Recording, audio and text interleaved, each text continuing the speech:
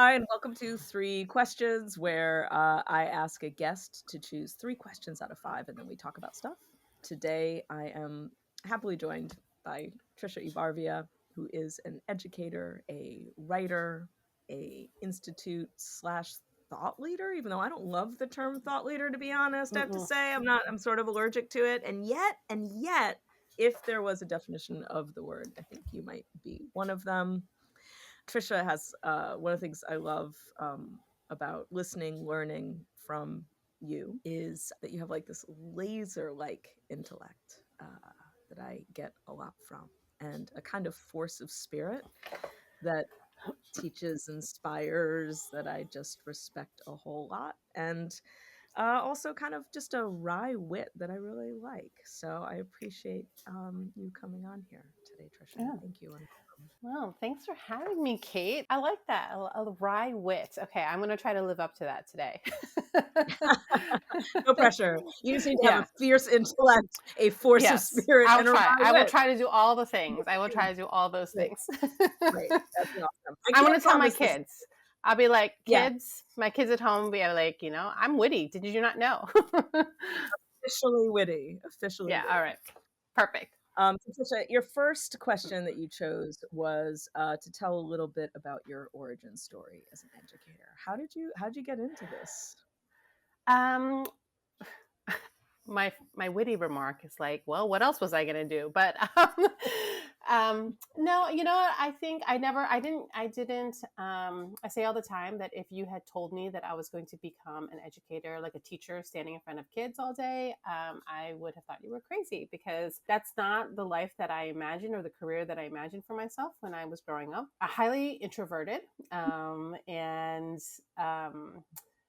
and when I was in school, I could go whole days without talking to a single teacher. I would be horrified if a teacher called on me without me raising my hand. I never raised my hand. And so this idea of me standing in front of probably one of the hardest and most critical audiences, teenagers, all day, day Mhm. in and day out, is something I really question about my life choices. But and now I'm in a middle school. I'm on a middle school floor right now, and let me tell you, Oh, my heart and soul is middle school. Oh my oh my gosh, how do you gosh. handle it? Oh my gosh, middle school, I am learning to love middle school. I am learning so many things. But I will say that my origin story is probably one where, if my life was a book, there's probably all this foreshadowing, because I come from a family of teachers. I have teachers on my mom and dad's side, like not my mom or my dad, but their siblings.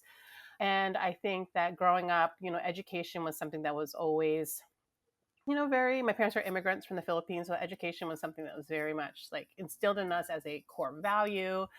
The whole, you work hard, we do well in school, we do all the things. And so I've always been pro education, pro school. I knew how to do school well, right? Mhm. And I never thought that I never saw myself as a teacher, because I think I never saw myself as a leader. And I think as a teacher, you have to lead. You're leading this, motley crew of individuals with so many different That's right. personalities and talents. And I came to it because, I realized that I needed a career where I could be among people all the time. I didn't want an office job. I loved reading. And I think that's the introvert in me. Like, I escaped in books, and I learned about the world through all the different books that I read.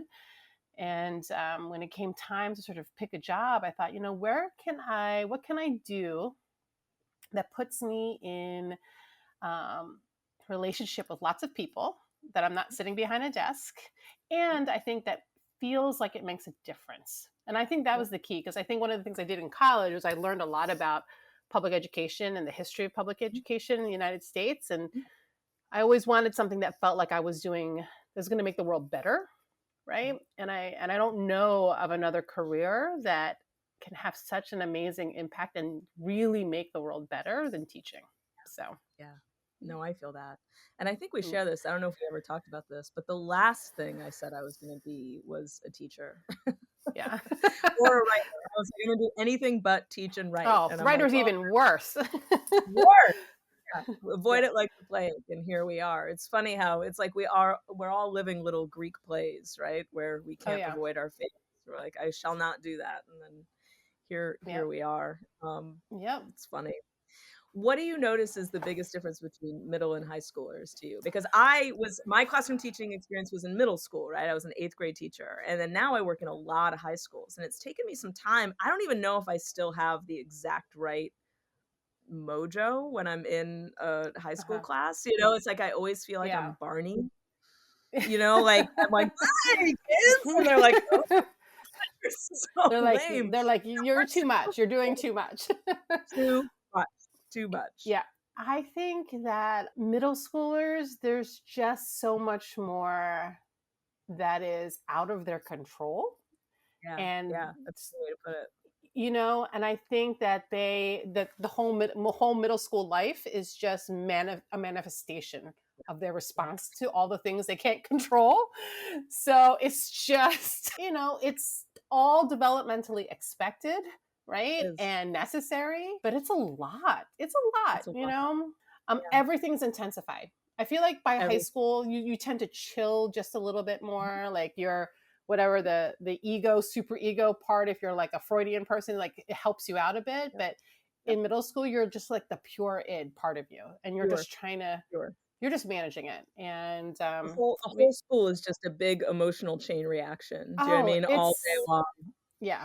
And I think as a teacher of middle school, I think you're really I don't want to say forced, but yeah, forced. You have to kind of reckon with the whole child in a way that I think when Yep. you're a high school teacher, you kind of get them for these windows of time. And yeah, so it's amazing, but they're like incredible, but it's also a lot, and It's a lot. It's a different yeah, energy, right? Like, it's a I different noticed, like, energy. so much middle school is, like, trying to channel the Yeah. unbridled emotion, energy, whatever, whereas so much of high school work for me feels like trying to get that energy out of them. Do you know what I mean? Trying to Yes. break Yes. the sort Yep. of shell that the kids are bringing into Yep. the room a little bit, which I Yeah. am not always successful in. Again, Barney. I like, "Like, let's engage." They're like, "No, Yeah. thank you. No, thank you." Okay, so I love that. I also love the idea, like, I mean, there's that make a difference thing, which can get so tricky, right? Where I Hmm. definitely felt like I wanted to do good in the world, etc. I also felt like it was just nice to be in a career or choose a career that like wasn't all about me. Yeah. You know what I mean? Yeah. Like I had done like the arts, like theater and stuff like that, but yeah, it's a beautiful thing. Yeah. All I right, so think second it's question. Oh, sorry, go okay. ahead. No, I'm I sorry. was gonna say that I feel like when you said like a career that's not all about me, like I think one of the things I remember, a student once asked me, like, Mrs. Barbia, like, what is like the meaning of life? Of course, just easy question. But I will say, like, I had an answer right away, which I was kind of surprised me, which was I said, well, I find meaning in life in my relationship with others, in other people, and like I don't think there's meaning without other people and how we can make life better. And if I really dig deep and I do my whole like analysis of self, I also went to Catholic school when I was through eighth grades, and I was raised Catholic. And so I think there's this like service part of me, right? And there's this part of me that's like, think of you're always, and plus my immigrant family, like, it was always about like, how are you connected to other people? What good are you doing in the world? And so it just felt like that's like what I mean. I can't, like, aside from being like a doctor, which for some time I entertained, this feels like really like heart work, people work. You know, Yeah, it really does. I've yeah, really come, it's funny the whole community piece because I feel like I was raised probably partly because of my family and probably partly because of my, I don't know, but so much of that self-reliance, do it yourself. It's been yeah, an interesting theme in this podcast is that it keeps coming up, community and connection, community and yeah, connection. And I feel like in my 50s now, I finally got that. I'm like, oh, I've been trying to do way too much alone. yeah. Like I need, Oh, like, it's life is defined by we're not others, by my supposed we're connection to not we're not supposed to do it alone. We're not. right. Who knew? Yeah. Who And knew? Not no, me. we're not. Not my family. We're not. That's a lie. It's a lie that It is a lot. capitalism has sold to us, Mhm. that we're supposed to Yep. be able to do all these things on our own. Yep. I will recommend this really great book, Essential Labor by Angela Garbus. It's about mothering and social change. And one of the points that she makes in it is that we are not supposed to do this alone.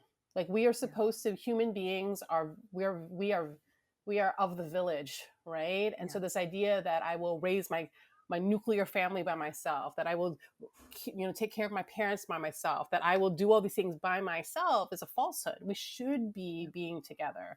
And it's not a marker of failure. If you need help, we should be asking for help. Yep. So yeah. Yeah, I'm gonna learn that one of these days. One of Yeah. these days. Yeah. You have It's to keep humbling telling yourself. to find these Mm-hmm. messages that you don't even realize. You know what I mean? I've spent 5 decades living a certain way, and all of a Yeah. sudden being like, wait, it's not. That's not right. That's not Yeah. right. It's not, we're not Right? supposed to be. We're not supposed to be alone. We're supposed to do things together. Yeah. Yeah. Well, speaking of, so that's a nice segue. If you were to fix all of American education with 3 wishes, Tricia, what would you do? What would you wish for this system of ours, this Oh God. poor, valiant, hopeful, broken system? Well, the first thing, I mean, I don't mean it to be. I have two. My first two answers have to do with, I guess, it's not so much money, but resources. But one, I'd make sure that every school, public school, all schools were like, every child had access to an excellent public education that was fully resourced in all the ways that they need to be resourced, that it didn't depend on what zip code you lived in, that you have access to all the things, right? That's just how it has to be. And however, I mean, money isn't everything, but it does make a difference. It does open up opportunities. It provides tangible things, whether it's books or teachers or like safe, healthy classrooms, like whatever it is. You need those things, right? So funding is Unhook it critical. from property taxes. Yep. First and Yes. foremost, Yes. right? Get it All off the property tax. and that's kind of connected to the bigger picture, which is like dismantle all like the racism in it. Like dismantle all of the classism, racism, sexism, like dismantle all of the isms. That's my other wish for all schools everywhere, like to kind of do a sort of like just do this sort of like audit of every practice that produces inequitable and unjust results, and do the hard stuff that needs to be done to fix that. And that of course will take some money, because that's just practical. And Well, and on my a wish level, if I pause, like on some level, like the wish level is almost like that every teacher, educator, everyone who works in schools could wake up to that. Do you know what I yes, mean? Like yeah, it that would just work at happen. It would just be, yeah, it would just be.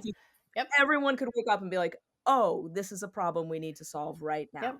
You know what I mean? Yep. And not have to Mm-hmm. make the argument over and over again, as I Right. know you have over and Right. over again in every single Yeah. medium you possibly could, trying to Yeah. convince educators to take this really, really seriously. It'd be nice if we could just take it seriously.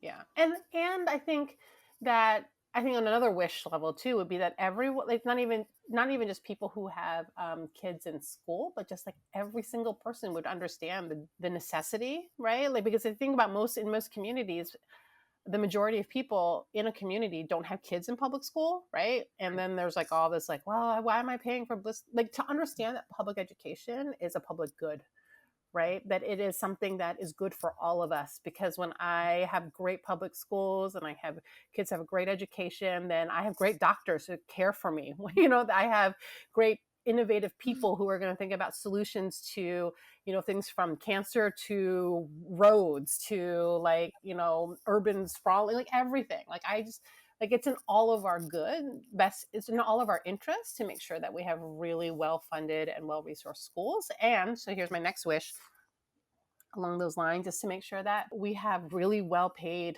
teachers. Like we just really need to pay our teachers well. We need to think of a model of teaching that really helps teachers not burn out, that really Mm-hmm. treats teaching as an art, as a craft, as a profession, that gets Mm-hmm. teachers high quality professional development, like do all the things to really nurture teachers in their journey from beginning to end of career. Like, it has to be, teaching can't be a career that we dip into for a couple years and until we do something else. It has to be something that people feel like, if this is for me, that I can actually make a life, not a living, yes, a living, but also a life doing this work. So that would also be on my on my wish list. That's So I don't it's know if funny that's two because or it's three or four things, but those are the wonderful. There's big a lot of things. wishes, and I think you would think that if it was all true, I think that would work. It's funny because it's all has this little commonality, which is again this idea of community, right? And that Yeah. we're all taking care of each other, and that people are Yeah. well, and or are at least able to be well, or able to access what they need to get well or get healthier or happier, and that Yeah. everyone is better when everyone is doing okay. Yeah. And it's possible. Like we It can't, is possible. like me having a great school doesn't have to be at the expense of others not having a great school. Like Right, we can all right. have great schools, right? Like it It's not doesn't have to be that. Yeah, it's not pie. not pie. It's not pie. Everyone So can many things are have not pie. so many things are not pie. Yeah, we just have to Yeah. decide. I love Yeah. that. I love that. Okay, the last question is, I put this in here. It's a little out of the order, doesn't fit as much with the others, but I put it here because I feel like one of the things I see happening in a lot of places is just a real decrease in reading. Kids just actually doing the reading themselves, especially. Like I see a lot of audiobook, I see a lot of excerpts, I see a lot of textbooks, I see a lot of, you Hmm. know, different things than just actually sitting down and reading. And so I'm asking this question of myself and others this year, which is just, why does it matter? Does it matter? Do you know what I mean? Like if this is a sort of Hmm. practice that feels under not threat, but like feels like is getting challenged or moved to the side, I'm curious what people's opinions are of why or if independently reading something still matters. Um, yeah, I mean, it's a great question, and like my first my like first response is to want to say thing is to complicate the question, right? Is to be like, well, there's many definitions of reading, right? Like when Oh, I would sit down to watch television, that's a form of read. Like you when you interpret any text, it's a form of reading. yeah. An But audiobook I is also reading, right? It's all reading. yeah, Yeah. right. Yeah, it's all reading. And at the same time, I want to think specifically about what does it mean for a teacher to encourage independent reading in the classroom, for kids to be able to have books in hand, whether it's on an electronic device or whether it's like, the print copy that they're folding the spines.